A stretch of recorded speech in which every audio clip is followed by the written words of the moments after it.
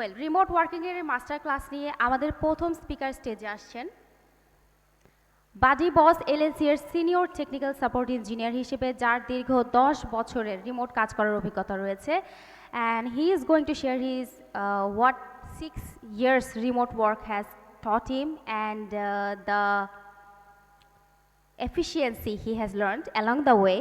So please welcome our first speaker of the day, Mr. Zakir Hossain. Please welcome Mr. Zakir Hossain.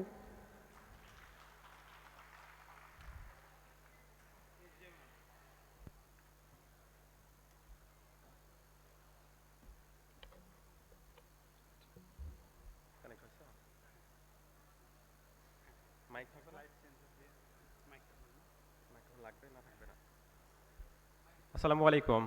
Hello everyone. Good morning. My name is Zakir Hossain and my hometown is Rajshahi, Tanor. This is my first time I'm speaking to any WordCamp as a speaker. Before, I joined WordCamp Kolkata, WordCamp Dhaka, and Welcome Sylhet as a visitor. But this time I'm getting chance to share my WordPress journey with you. So my topics is 6 years of remote work, WordPress journey, WordPress work.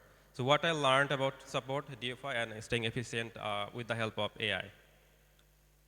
So this is the journey at a glance, as you can see here. So আমার জার্নিটা শুরু হয়েছিল আসলে 2013 থেকে।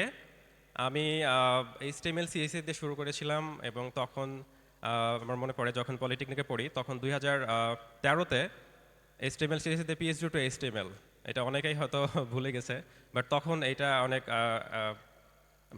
আসলে static site build করার জন্য অনেক ভালো একটা প্রযুক্তি ছিল তখন আমি যখন করি এবং কাস্টমারকে ডেলিভার করি তখন আমার মনে হয়েছিল যে আসলে স্ট্যাটিক সাইটের কন্টেন্টগুলো চেঞ্জ করা একটু ক্রিটিক্যাল এবং কাস্টমার চাচ্ছিল যে কন্টেন্টগুলো যেন ইজিলি চেঞ্জ করা যায় তো এটার জন্য কি করা যায় তখন আমি আসলে একটু এক্সপ্লোর করার পর আমি ওয়ার্ডপ্রেসের সাথে পরিচিত হওয়ার পরে তখন আমি ওয়ার্ডপ্রেস শেখা শুরু করি এবং 2015 থেকে আমি ওয়ার্ডপ্রেস শেখা শুরু করি এবং আলহামদুলিল্লাহ তখন ওয়ার্ডপ্রেস থিম ডেভেলপমেন্ট শেখা স্টার্ট করি এবং 2016 থেকে প্রফেশনালি ওয়ার্ডপ্রেস নিয়ে জব করছি My first job was at Brain Station 23 as a front-end developer, but I mostly worked as a WordPress developer on their website actually, the official website. And then later I joined Zoom Shaper Themium as a WordPress developer. And from 2017 to 2022, I worked as a WordPress developer. I worked several projects on for ThemeForest and also for other marketplace. So mostly I work on custom WordPress, custom project in WordPress. So 2020 আসলে এটা আমার জন্য অনেক challenging ছিল তখন আসলে corona প্যান্ডেমিকে বাসায় চলে যাই এবং সেই সময়টাতে ওয়ার্ডপ্রেস রিমোট জবে জয়েন করি বাডি বস এলএলসিতে সো প্রথমে 4 বছর আমার ওয়ার্ডপ্রেস ডেভেলপার হিসেবে জার্নি ছিল বাট পরবর্তীতে আসলে সাপোর্টে চলে আসি কারণ আমার কাছে ফিল হয়েছে আসলে আমি যদি টিকে থাকতে চাই তাহলে ডেফিনেটলি আমাকে অনেক এফিশিয়েন্ট হইতে হবে এবং সাপোর্টটা আমার কাছে মনে হয়েছে আমার জন্য বেটার আমি হেল্প করতে মানুষকে পছন্দ করি এবং কাস্টমারের প্রবলেমগুলো আমি সলভ করতে আসলে আমার অনেক ভালো লাগতো যেহেতু আমার ডেভেলপমেন্ট এক্সপিরিয়েন্স ছিল সো প্রবলেমগুলো আমার কাছে অনেক ইজি মনে হতো এবং খুব অল্প সময়ের মধ্যে সলভ করতে পারতাম যার জন্য আমি ডেভেলপমেন্ট ব্যাকগ্রাউন্ড থাকা সত্ত্বেও আমি আসলে সাপোর্টে জয়েন করি আসলে তো 2020 থেকে কন্টিনিউ করতেছি সাপোর্টে বাডি বসে অ্যাকচুয়ালি অ্যান্ড সো এটা একটা slide just the pandemic change my life so এটা ছিল যে আমি তখন বাসায় বন্দি 2020 করোনা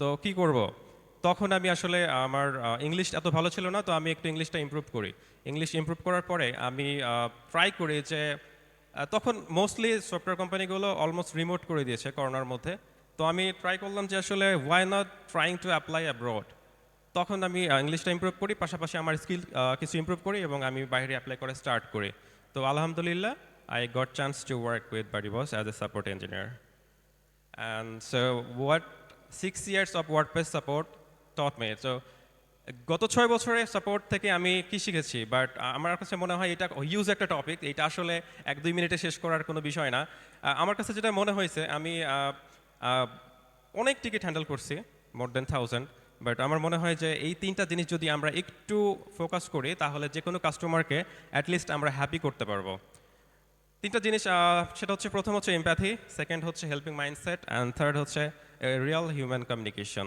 সো এমপ্যাথি জিনিসটা কি আমি জাস্ট একটু ছোট্ট করে বলতে চাই। এমপ্যাথি আর সিম্প্যাথি এই জিনিসটা অনেকে গুলাই ফেলে। এখন কোনো একটা কাস্টমারের ওয়েবসাইট আসলে হয়তো বা ক্রিটিক্যাল ইরোর কিংবা হ্যাক হয়ে গেছে বা কোনো কারণে ডাউন হয়ে গেছে। সো অ্যাট দিস মোমেন্ট আমি যদি তাকে বলি যে আহা আপনার সাইটটা আসলে তো হ্যাক হয়ে গেছে, এটা আসলে খুবই দুঃখিত, তার দুঃখে দুঃখিত হওয়াতে সে আরও বেশি দুঃখিত হয়। এইটা না করে তাকে সিম্প্যাথি না দিয়ে এমপ্যাথি দিতে হবে। এমপ্যাথিটা আসলে হচ্ছে যে আচ্ছা ঠিক আছে এটা তো হ্যাক হয়েছে, তো আমি এমন এক কিছু স্টেপ নিচ্ছি যাতে এটা নেক্সট ডে আর কখনো না হয়। এখান থেকে আমরা এমন কিছু সিকিউরিটি স্টেপ নিব যাতে পরবর্তীতে এটা আর না হয়। সেক্ষেত্রে কিন্তু সে এমপ্যাথিক্যালি তাকে একটা রেসপন্স করা হলো এবং সে মোটামুটি একটা ইমোশনাল সাপোর্ট পাবে যে না ঠিক আছে এটা পরবর্তী তাহলে আর হবে না। আচ্ছা হেল্পিং মাইন্ডসেট। হেল্পিং মাইন্ডসেটটা হচ্ছে একটা টিকেট আমি চেক করছি, তো এক্ষেত্রে আমার কাছে এক্স্যাক্ট সলিউশন না থাকতে পারে, হইতে পারে সেটা স্কোপের বাইরে। তখন আমি তাকে যদি সলিউশন দিতে নাও পারি অ্যাটলিস্ট আমি তাকে অল্টারনেটিভ সলিউশন অ্যাপ্রোচ করব। সেক্ষেত্রে কি হবে, কাস্টমার মনে করবে যে না সে তো আসলে স্কোপের বাইরে গিয়েও আমাকে হেল্প করার ট্রাই করছে অ্যাটলিস্ট। তো এটা হচ্ছে হেল্পিং মাইন্ডসেট। আমরা কখনোই কোনো কাস্টমারকে আসলে ডার্ক সাইডে ফেলে দেবো না, কখনোই আমরা আসলে স্কোপের বাইরে কোনো কিছু বলে দেবো না যেটা আসলে পসিবল না। তো হেল্পিং মাইন্ডসেট আর most importantly real human communication, এইটা আসলে খুবই ইফেক্টিভ। আপনারা হয়তো জানবেন, জাস্ট ফর এক্সাম্পল কোনো একটা ওয়েবসাইটে যদি চ্যাটবট থাকে এবং সেখানে যখন আমরা নক দেই এবং নক দেওয়ার পরে যদি সেখানে কোনো অপশন থাকে যে আপনি কি চ্যাটবটের সাথে চ্যাটিং করতে চাচ্ছেন নাকি কোনো মানুষের সাথে করতে চাচ্ছেন, 95% চান্স হচ্ছে সে বলবে যে আমি রিয়েল হিউম্যানের সাথে কমিউনিকেট করতে চাই। কারণ এটা কাস্টমার ফিল করে যে আমি আসলে মানুষের কাছ থেকে রিয়েল সাপোর্টটা পাবো, রোবটের কাছ থেকে না। তো এই ক্ষেত্রে আমরা নট অনলি ইউজিং এআই, আমরা অনেকে কী করে জাস্ট কাস্টমারের রেসপন্সটা কপি করে সেটা থেকে একটা ড্রাফট রেডি করে এবং সেন্ড করে দেয়। তো আসলে তো বুঝে এটা একটা এআই রেসপন্স, সেটা না করে আমাদেরকে একটা হিউম্যানিক রেফারেন্স দিতে হবে যাতে কাস্টমার বুঝে যে না আমি কোনো হিউম্যানের কাছ থেকে সাপোর্ট পাচ্ছি। আচ্ছা সেকেন্ড যে বিষয়টা হচ্ছে এটা এটা highly important, no your customer adapt your approach. আমরা যখন কোনো টিকিট দেখব তখন আমরা ট্রাই করব সেই কাস্টমারের টাইপটা বোঝার জন্য। তো এটা বেসিক্যালি আমি আমার আমার দিক থেকে ফিল করছি যে basically there are 4 type of customer: the beginner, the frustrated, the technical expert and the anxious. So beginner customer সে আসলে কিছু বোঝে না, তাকে আপনি যেটা বলবেন সেটাই সে বিলিভ করবে। এবং বিগিনারের ক্ষেত্রে কি করতে হয়, তাদেরকে একটু বেশি বেশি like images, screenshots, videos, documentation, links এইসব দিয়ে তাকে সুন্দরভাবে অ্যাপ্রোচ করতে হয় যে খুব সুন্দরভাবে বুঝে এবং ইজিলি তার সমস্যার সমাধান করতে পারে। ফ্রাস্ট্রেটেড কাস্টমার কখন হয়, যখন দেখা যাচ্ছে site is broken, deadline is tomorrow, বা এক্ষেত্রে হতে পারে সাইট হ্যাক হয়ে গেছে বা ম্যালওয়্যার অ্যাটাক করছে। এই ক্ষেত্রে মেইন জিনিস হচ্ছে তার ফিলিংসটাকে আগে অ্যাকনোলেজ করতে হবে। সেকেন্ডলি তাকে একটা ডেডলাইন দিতে হবে যে আমি কালকের মধ্যে তোমাকে একটা রেজলিউশন বা সলিউশন দিব, তোমার চিন্তিত হওয়ার কিছু নাই। এরপরে আপনি সলভ করেন। মানে একটা প্রবলেম পাওয়ার সাথে সাথেই ফ্রাস্ট্রেটেড কাস্টমারকে যদি আমি তার সমস্যাটা অ্যাকনোলেজ না করে কাজ করা স্টার্ট করি, এটা কিন্তু হিতে বিপরীত হয়। এটা না করে আমাকে তাকে অ্যাকনোলেজ করতে হবে। দ্য টেকনিক্যাল এক্সপার্ট, মোস্টলি এটা হচ্ছে আসলে টেকনিক্যাল কাস্টমার, মোস্টলি এগুলো ডেভেলপার হয়।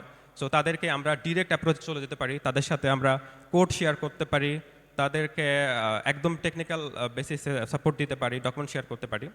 আর অ্যাংসিয়াস এটা আসলে ওয়ারি আমার, তাদেরকে ইমোশনাল সাপোর্ট এবং তাদের পাশে থাকার একটা দিতে হয় যাতে ভবিষ্যতে এ ধরনের সমস্যা হবে না, বা সমস্যা হলে আমরা 24/7 তোমার পাশে আছি এরকমভাবে করতে হয় আর কি। তো how I efficient with my actually AI, এটা নতুন করে বলার কিছু নাই। I stay efficient AI by as my second brain. এআইকে কখনোই আমার প্রাইমারি ব্রেন আমি ইউজ করি নাই। আমি সবসময় চেষ্টা করছি এআই থেকে রেসপন্সটা নিয়ে সেটাকে মডিফাই করে আমার টোনে বা আমার অ্যাপ্রোচে সেন্ড করার জন্য। So that's how I efficient by using AI. So I built a plugin with AI to reduce my time. It's just ছোট্ট একটা example আসলে.